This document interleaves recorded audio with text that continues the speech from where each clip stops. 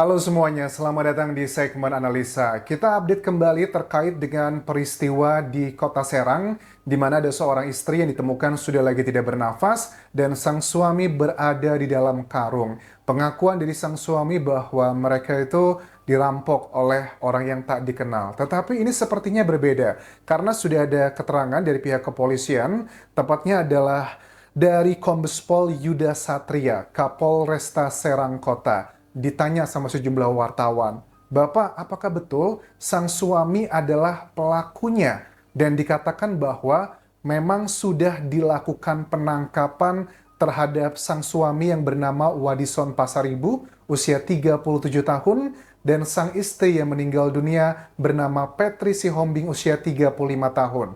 Seperti kita bahas di video pertama pembahasan ini, kronologi secara singkat adalah bahwa sang anak yang usia 7 tahun pada hari Minggu 1 Juni 2025 itu kan keluar dari rumah dan teriak-teriak minta tolong sama tetangga karena rumahnya itu dikatakan mengalami perampokan. Tapi ternyata semua itu hanyalah isapan jempol belaka. Salah satu hal yang nggak bisa dipungkiri menurut keterangan dari Kapolsek setempat adalah bahwa penangkapan ini bukan berdasarkan inisiatif dari si terduga pelaku, tetapi ditangkap bukan dia yang menyerahkan diri dengan berbagai macam kejanggalan. Salah satu kejanggalan yang aku bahas di video sebelum ini adalah terkait dengan sang suami yang memiliki pengacara. Ada beberapa netizen yang komentar di video sebelumnya bahwa, "Anjas, kamu jangan terlalu seuzon dong. Yang namanya suami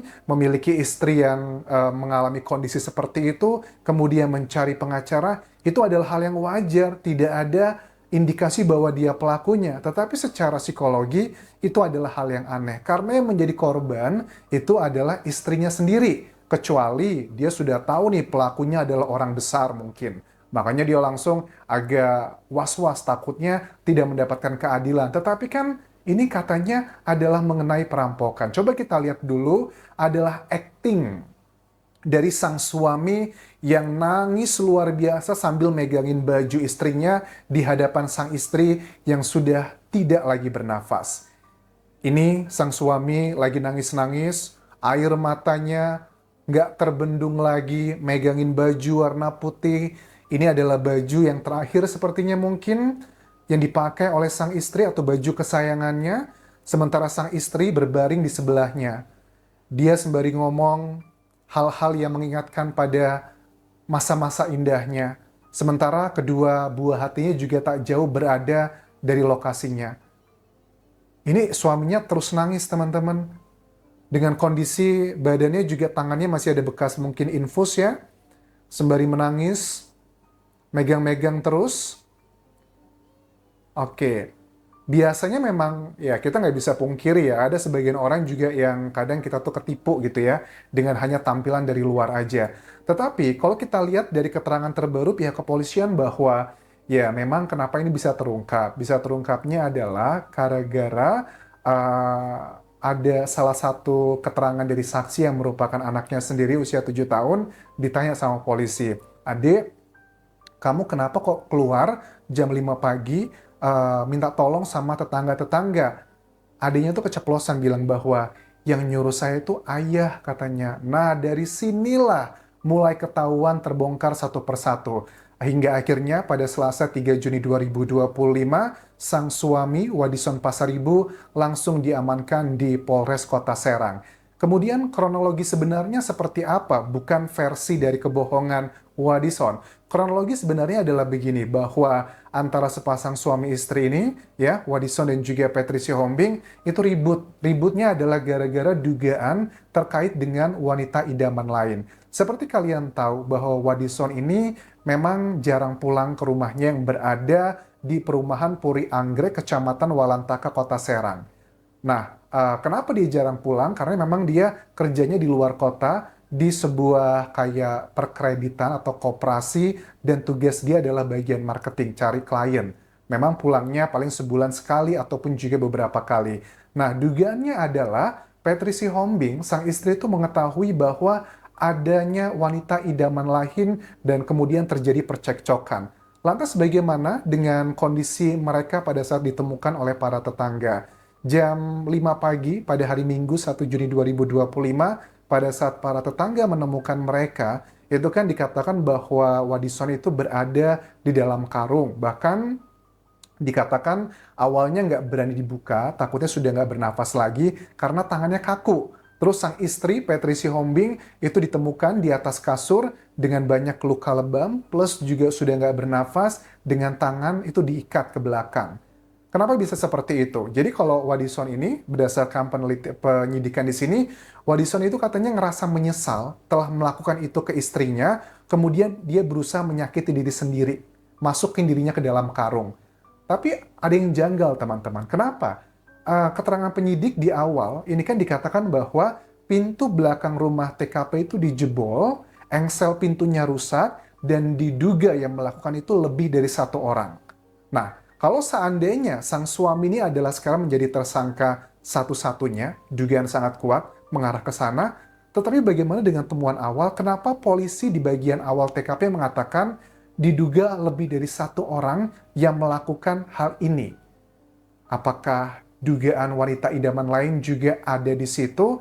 Karena kita pengen tahu peranan dari sang suami dan juga wanita idaman lain tersebut. Apakah dia terlibat sebagai provokator, atau bahkan ikut merencanakan, atau bahkan mengetahui, atau bagian dari pelaku juga? Jelas keterangan dari anak-anaknya nggak bisa dirilai 100%, karena kan masih kecil. Kadang ada banyak hal yang tidak bisa kita relay. Walaupun ada beberapa poin yang menjadi petunjuk tadi bilang bahwa ini gara-gara anaknya ditanya sama polisi, yang nyuruh siapa keluar bapaknya sendiri, jelas itu adalah indikasi bahwa tidak mungkin sang bapak ini spontanitas. Walaupun ini berusaha dibawa ke arah ke spontanitas, aku lihatnya ke arah sana. Karena kalau spontanitas, hukumannya kan maksimal itu 15 tahun penjara ya. Tapi kalau ini terbukti ada perencanaan, hukumannya bisa maksimal seumur hidup. Dan kita juga tahu, pasangan suami istri ini pun juga punya properti di wilayah perumahan tersebut. Ada salah satu sumber yang mengatakan mereka juga punya kontrakan di sini. Apakah ini pure murni, ada wanita idaman lain, kemudian dugaannya mungkin wanita idaman lain tersebut membisiki sesuatu hal, dan kemudian sang suami melakukan hal seperti itu. Terus juga bahwa keterangan dari pengacara korbannya yang mengatakan bahwa di media massa mereka ini dugaannya adalah mau dirampok, ketahuan, lantas sang suami berusaha melakukan perlawanan. Dan ternyata alat-alat bukti tidak merujuk ke arah sana.